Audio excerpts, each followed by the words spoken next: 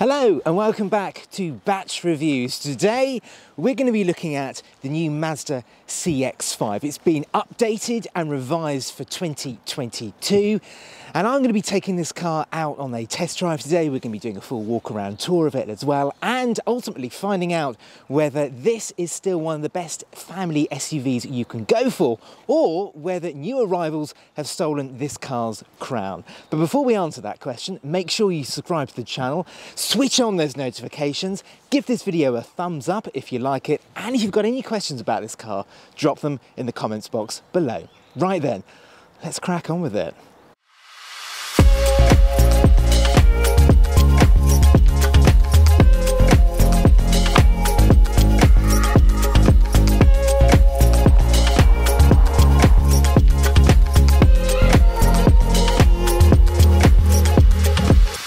So here we are then, here's the new 2022 Mazda CX-5, a car which is tremendously important to Mazda in the UK.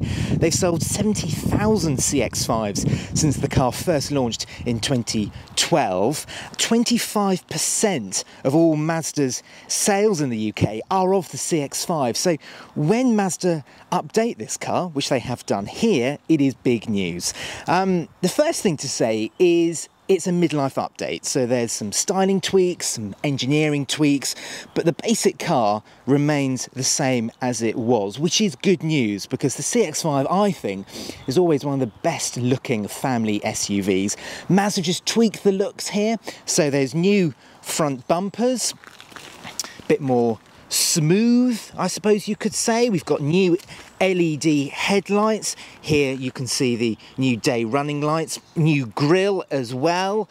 There's a bit of fluorescent trim on this car here. I'll talk a little bit more about that in a second. But the grille, I mean the front aspect of this car looks great, doesn't it? Huge amount of road presence. The back has been freshened up as well, so there's the inevitable new rear light clusters. Again, they mimic the lights at the front, which I think is quite neat, and there's a new rear bumper as well. Mazda have also freshened up the trim range, so the entry-level car is the SEL, then you get New Ground, which is what this car is, then it moves to Sport, Sport Black, and then GT Sport, which sits right at the very top of the range, and it gets like a body coloured look to it. Very nice, very sporty looking. This is the New Ground model. I thought it was appropriate because we are in sunny Scotland today to do this video, and the New Ground adds a bit more of an off-roadery look, so you get these sort of skid plates, I suppose you can call them, at the lower edges of the bumper. You get this lime green element in the grille. Most models get a sort of bespoke colour to denote what trim level they are. Lime green denotes the New Ground model. To the side we get 19-inch diamond cut alloy wheels that look really very smart indeed. We get these skid plates along the sills, and then round at the back we get a similar arrangement as well, a slightly different lower bumper.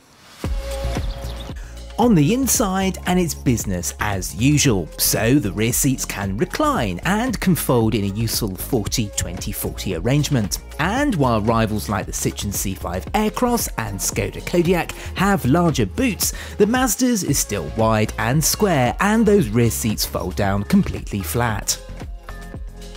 Up front, and it's still a case of great build quality and a logical design. The new trim levels add a few extra touches of colour, particularly on this car with its standard lime green air vent trims, while the range-topping GT Sport turns up the luxury feeling with its Napa leather seats and wood inlays.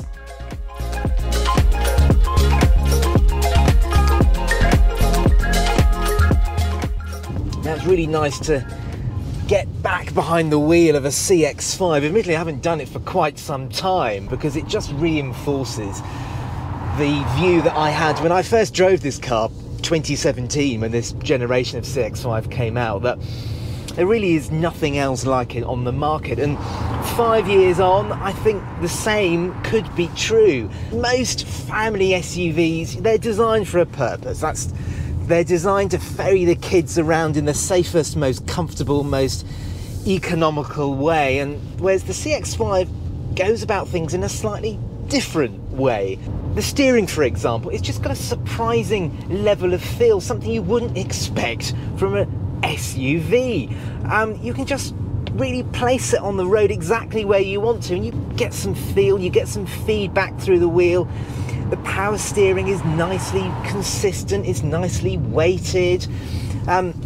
We've got the 6-speed manual gearbox here, mated to the 2-litre Skyactiv G petrol engine. And again, I mean, I know I feel as though I'm talking cliches here, but that feeling you get from the MX-5 sports car, there's a tiny little feel of it here as well, because this gearbox just neatly snickety, and it just is a joy to use, really.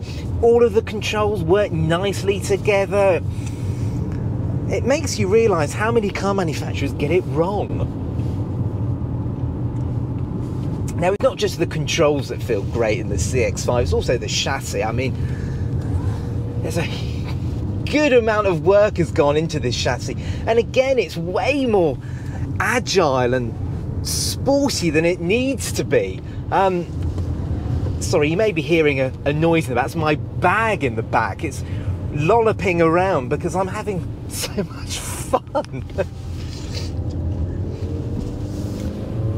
Now, for this 2022 model CX-5, Mazda haven't done a huge amount of work to the chassis. They didn't need to, but what they have been focusing their attentions on is the refinement levels, something the CX-5 did actually need.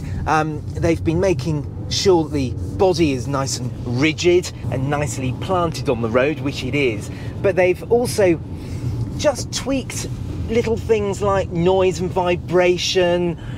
They've done some work on the chassis, even to things like making the seats a little bit more comfortable and supportive.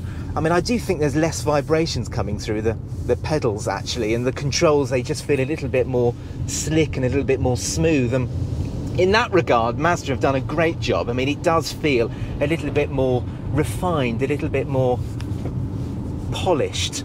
And one thing Mazda haven't done with the 2022 CX-5 is, well, bow to industry trends. There are no mild hybrids here, let alone hybrids and plug-in hybrids. You just get a selection of conventional petrol and diesels. Now, most models come with the 2-litre Skyactiv G petrol engine with 165 horsepower, with power going to the front wheels. There's also a choice of a 6-speed manual gearbox like we've got here, or a 6-speed automatic. For diesel, it's a 2.2 with 150 horsepower, or 184 horsepower with 4-wheel drive. And then sitting right at the top of the engine range is a 2.5-litre petrol with 194 horsepower, again with 4-wheel drive and an automatic gearbox.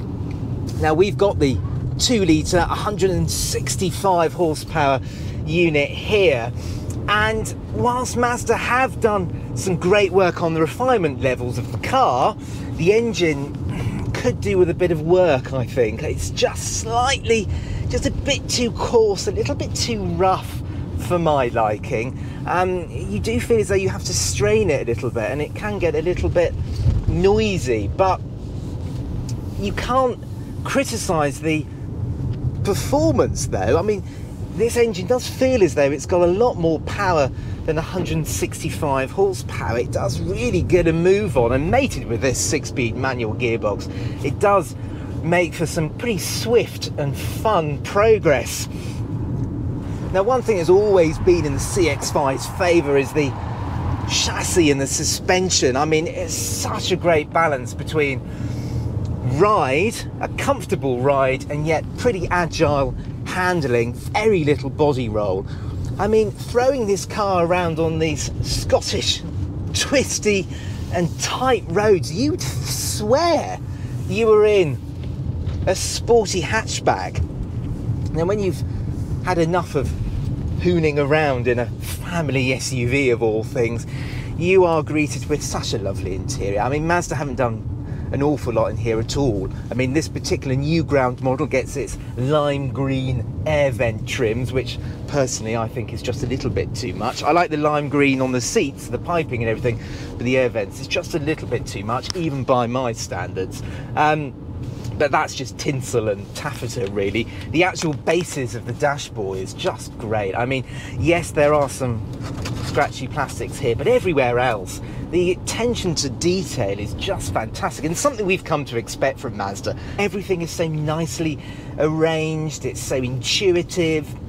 One thing I really do like is the infotainment, how you operate the infotainment system. Now, the screen is nicely positioned, nice and high up. You really don't have to take your eyes off the road too far. But it's not a touch screen. It's controlled down here with this rotary knob, something Mazda have been using for quite a few years now. And Mazda do that because they think, and quite rightly so, that if you're leaning over and trying to touch the screen here even to just do simple commands like change the radio station, for example, it's dangerous. You're taking your eyes off the road. Whereas here, I can easily control the system with this rotary knob, and yet I'm far more in control of the vehicle. And all the other supplementary controls, like all the air conditioning, all simply designed, and you don't have to bury yourself into a touchscreen menu. There's physical buttons and they're easy to use. One area that could be improved is the infotainment system itself. It's not bad by any means, but it just feels just a little bit clunky and a little bit slow compared to other systems in rivals, things like the new Kia Sportage. It's areas like that where the CX-5 is just starting to show its age just a little bit. Right then, we come back to my original question. Have new arrivals passed the CX-5 by? Well, yes and no. You see, the Mazda's large, naturally aspirated engines look old-fashioned to smaller ones used in the competition, especially so when you consider Mazda hasn't gone down the hybrid route.